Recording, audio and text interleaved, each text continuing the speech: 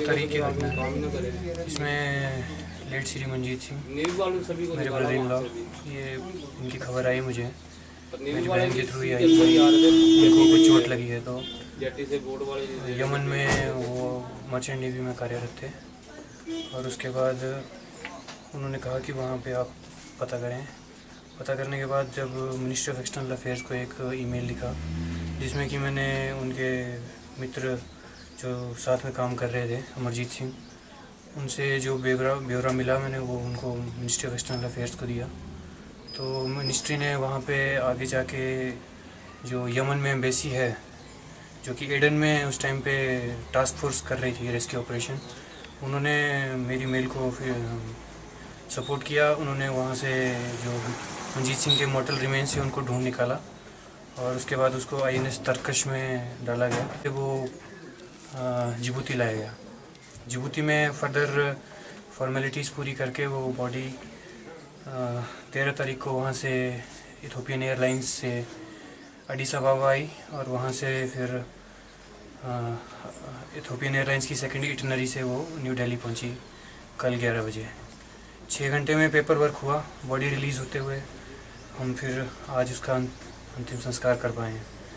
इसमें जो उनके करीबी मित्र से हमें खबर मिली है कि वो शिप में कार्यरत थे और जैसे ही वहाँ पे सो कॉल्ड हुती ग्रुप ने बम्बार्डिंग शुरू किया, तो वो कैप्टन ने कहा कि आप अपना जान बचा के भागिए।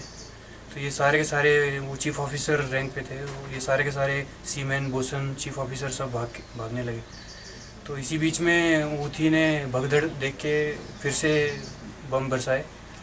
तो उन्हीं बमों में से मंजीत जी की देहांत हो गया। खबर ये भी थी कि उन्हीं के दोस्त अमरजीत जी बोल रहे हैं कि वो वहाँ पे गिरे रहे, थोड़ी देर तक ब्लीडिंग हुआ और इसी में एम्बुलेंस आने में 15-20 मिनट लगे और उन्हें बासुबाग मिलिट्री हॉस्पिटल ले जाया गया और वहाँ हॉस्पिटल पहुँचते वो उन्होंने अंतिम सांस ली।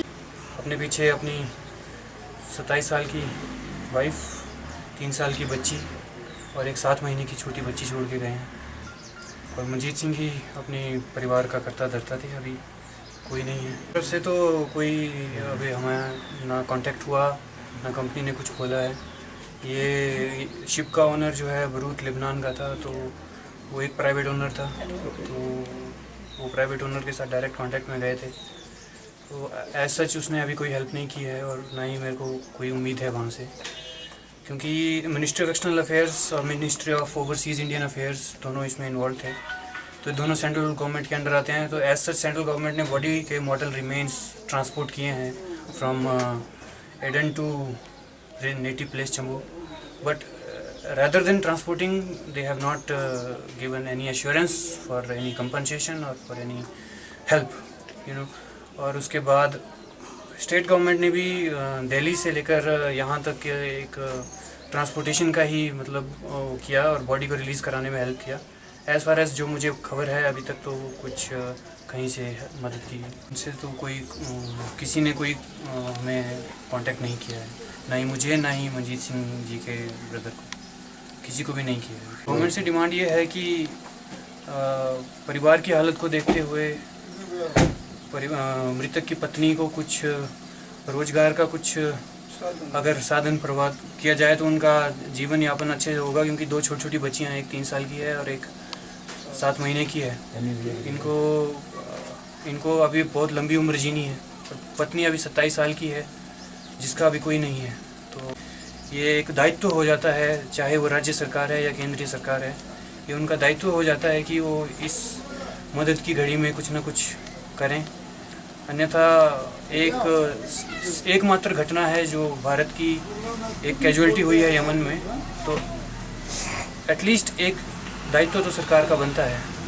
मैं उसी की गुहार कर रहा हूँ। मैंने ट्विटर पे काफ़ी इस चीज़ को आगे बढ़ाया था, क्योंकि मेरे को सुषमा स्वराज जी ने भरोसा दिलवाया कि आपको मॉडल रिमेन्स पहुँचाए जाएंगे। मैं उनका आभारी हूँ, परंतु मैं home ministry of central government और होम मिनिस्ट्री ऑफ स्टेट से भी गुजारिश करता हूँ कि वो कृपया इस मामले में ध्यान दें। पे काम कर रहे थे तो हमारे शिप के बिल्कुल नज़दीक 5 मीटर दूर बम फटा। और पूरी भगदड़ मच गई शिप पे। और उसके 5 मिनट बाद फिर एक बम फटा, तो कैप्टन ने बोला भी यहाँ से निकलो, अगर शिप पे बम फट गया तो वहाँ ब्लास्ट हो जाएगा। तो हम वहाँ से सभी लड़के आगे पीछे निकल के वहाँ से भागे। तो मंजीत के बिल्कुल करीब वहाँ पे ऊपर बम गिरा उसके, और वो ब्लास्ट में मैं उसके पास से जब गुजरा उसको लेने आया, वहाँ एक बम और गिर गया। फिर हम भी वहाँ से निकले। वहाँ 15-20 मिनट बाद एम्बुलेंस आई, वो उठा के ले गई उसको। उसके बीच में उन्होंने वहाँ जाके फ़ोन किया कि उसने अंतिम सांस वहाँ पे हॉस्पिटल में एम्बुलेंस से निकालते वक्त ली है। कंपनी को मैंने फ़ोन किया, बताया ऐसे ऐसे हुआ है, तो उन्होंने तो यही बोला भी तुम लोग मत जाओ, जिसका हो गया उसका हो गया, तुम लोग वहाँ पे रहो शिप पे। उसने तो हमें मना किया था, उसको एजेंट को बोल दिया भी इनको जाने मत देना। वो तो एम्बेसी वालों ने हमारी मदद की, हमें वहाँ से निकाल के लिया है। तो जो भी वहाँ से ज़मीन से इंडियन गवर्नमेंट वहाँ से लेके आ रही है इंडियन को, हर एक की हेल्प कर रही है जो सही सलामत आ रहे हैं। तो इनका तो इतना बड़ा चांस हुआ है, तो हम यही गुजारिश करते हैं भी इनके साथ भी कुछ ना कुछ इनकी मदद की जाए। 6 के 6 अभी 4 लड़के तो क्रूज शिप में आ रहे हैं वहाँ से, जबूती से कोचीन में। आजकल मैं वो शिप पहुँचने वाला हूँ। मैं इसकी डेड बॉडी लेके 13 तारीख को वहाँ से फ्लाई किया था जबूती से, तो कल वहाँ से पहुँचे दिल्ली में। ये है हमारी साड़ी है, और इसके जो मंजीत हमारा साडू था, और अभी बड़ी छोटी उम्र है, और अभी कभी कुछ भी कमाया भी नहीं था उसी वजह से। और हम तो ये करते हैं कि इतना बड़ा हादसा होने के बावजूद भी परिवार के लिए कैसे आगे आग्रह होगा और कैसे निर्वाह होगा। 2 बच्चियां हैं, एक बच्ची 3 साल की है, छोटी बच्ची 7 साल की है।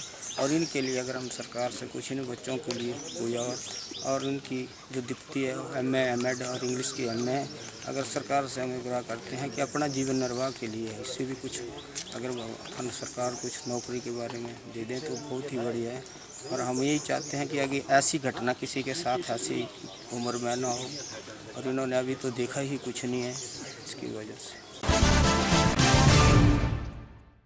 घटना घटी है। इस तरह सैकड़ों नहीं हज़ारों लाखों जिंदगियां जो हैं इस आतंकवाद ने निगल ली, और ये हमें पर के सपूत की भी इसी ही आतंकवाद में मृत्यु हो गई। एक बड़े बहादुर परिवार का लड़का और नौजवान, जिसका दोष कुछ नहीं, निर्दोष। और ये जो कट्टरवाद का विशेष करके ये ISIS का ये तांडव जो है वो सारे विश्व में, तो ये खा रहा है बहुत सी जिंदगियों को। ये विश्व के लिए कोई चेतना की बात होनी चाहिए। सरकार ने प्रयत्न तो बहुत किए हैं अपने इस क्षेत्र में भी, अपने भारतवर्ष में भी। अन्य देश भी साथ दे रहे हैं मोदी जी का, लेकिन फिर भी ये धार्मिक आतंकवाद और एक समुदाय की ओर से बड़ा जुल्म ढा रहा है सारे विश्व में। हम इसकी पुरजोर भर्त्सना करते हैं, और ईश्वर उनको बुद्धि दे। और इस तरह के ये अब क्या दोष है किसी का कि वो अपने कारोबार में, अपनी नौकरी में कहीं दूसरे देश में, तो कर तो वो सेवा रहा है, लेकिन ये बम्बों की बौछारें ये पहले तो उनको उनके अपने ही घर को जलाएंगी, और उसके बाद विश्व पर जो इसका प्रभाव पड़ रहा है। और ये एक ठंडे युद्ध का संकेत है कि धर्म पर आधारित कुछ लोग जो हैं बेवजह लोगों की हत्याएं कर रहे हैं। हम इसकी निंदा करते हैं। और ये जो परिवार है, इनके पिताजी, मंजीत के पिताजी कैप्टन रहे हैं, बहुत अच्छे अपने ज़माने के रेसलर रहे हैं, बहुत नाम कमाया है इन्होंने। और मैं इनके हौसले को दाद देता हूँ। ईश्वर से ये प्रार्थना करता हूँ कि परमात्मा इनको इसी इतने बड़े दुख में, इस हादसे में ताकत दे इसको सहन करने की, परिवार को भी। और ईश्वर मंजीत की रूह को स्वर्ग में शांति प्रदान करे, यही मेरा कहना है। और मैं बार बार ऐसी घटनाओं की निंदा करता हूँ, भर्त्सना करता हूँ। ये रुकना चाहिए। ये एक जगह की बात नहीं है, एक ज़िले की, हमीरपुर की बात नहीं है, हिमाचल प्रदेश की बात नहीं है, ये देश की बात भी नहीं है भारतवर्ष के, ये तो सारे विश्व की बात है। ये तो विश्व की बड़ी से बड़ी संस्थाओं को बैठ करके सोच करके कोई उपाय करने चाहिए कि इस तरह की ये घटनाएं जो हो रुकनी चाहिए। और जो लोग ये घटनाएं कर रहे हैं धर्म की आड़ में, उन पर अंकुश लगाना चाहिए। ही अभूतपूर्व क्षति है हमारे क्षेत्र के लिए। मंजीत हमारे क्षेत्र का एक प्रतिभावान युवा था। लगभग पिछले 6 सालों से लगातार उसने जो एजुकेशन अपनी ली थी मर्चेंट नेवी के इस सिस्टम में, उसका यह परिणाम था कि अभी वो एक कैप्टन के रूप में उस शिप के ऊपर तैनात था। बड़ा अच्छा उसका स्वभाव था और वो आने वाले समय में हमारे क्षेत्र के लिए एक अच्छा नाम दे सकता था। इसके लिए बड़ा दुख का विषय है और ये एक बड़ी चिंता का विषय है जो अंतर्राष्ट्रीय स्तर पर घटनाक्रम चल रहा है, जिसकी वजह से लोग जानवरों की तरह मर रहे हैं। मनुष्य का शरीर जो है एक खिलौना बन गया आतंकवादियों के लिए।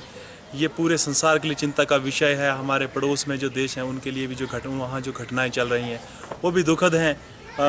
ये जो माननीय नरेंद्र मोदी जी का एक विशेष प्रयास है, जिसकी माध्यम से आज हम 5,000-6,000 के लगभग अपने जो देशवासी वहाँ उस क्षेत्र में फंसे हुए हैं उनको निकाल रही है हमारी सरकार। व्यक्तिगत रूप से हमारे विदेश मंत्री इसमें प्रयास कर रहे हैं। उसी का नतीजा है कि आज ये डेड बॉडी, जबकि वहाँ हमारा दूतावास भी बंद हो चुका है, लेकिन उसके बावजूद ये डेड बॉडी विशेष प्रयासों के बावजूद यहाँ पहुँचाई जा चुकी है। इसके बारे में तो अब हमें भी न्यूज़पेपर से पता चला और बड़ी दुखद घटना ही है। जितनी इसकी भर्त्सना की जाए उतनी कम है। इसके लिए तो अब दुखों का पहाड़ ही पड़ पड़ा है बच्चे के ऊपर। इसमें क्या किया जा सकता है, बहुत ही दुख है इसकी घटना है।